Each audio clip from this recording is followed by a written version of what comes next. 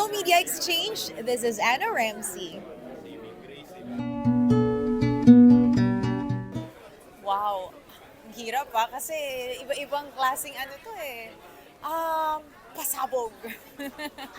Well, syempre nakakalungkot din, no? Kasi syempre nakasama mo na sila and kumbaga ang saya din kasi sa set eh, no? Pero masaya because alam mo na maganda yung kinabilangan mo na project. I mean, ang saya ng set, ang dami mong natututunan, and talagang kahit after nito, alam mong dadalhin mo siya sa mga iba pang trabaho na gagawin mo. So, iba't ibang emosyon talaga.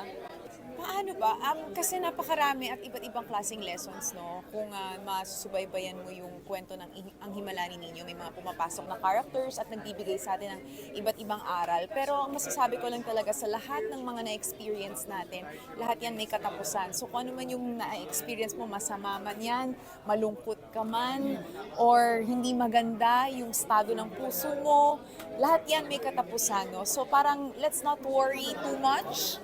Because, alam mo yon, everything will be okay. Dahil nga, nasa puso natin ang himala and nasa puso natin na alam natin na hindi tayo pababayaan ng nasa itaas.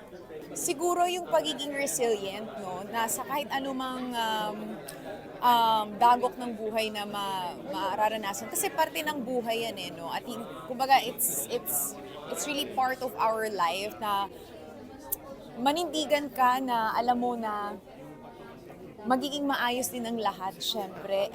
At importante yung love and support na nakukuha mo sa mga mahal mo sa buhay. At ano ba, yung hope na kahit sobrang down ka na sa mga nangyayari sa buhay mo, meron pa rin talagang liwanag at eventually magiging maayos din ang lahat. So sana yun yung mga makuha ng ating mga audience, ng mga manunood natin, na talagang sa bawat pangyayari sa ating buhay, huwag nating kalimutan na tutulungan tayo ng nasa itaas. Mga kapatid, iniimbitahan ko po kayo sa aming last 2 weeks. Abangan ang mga pasabog na ganap at huwag niyong palampasin yan dahil talaga namang kapanapanabik ng mga ganap ang inyong mapapanood sa Ang Himala ni Nino. Maraming salamat!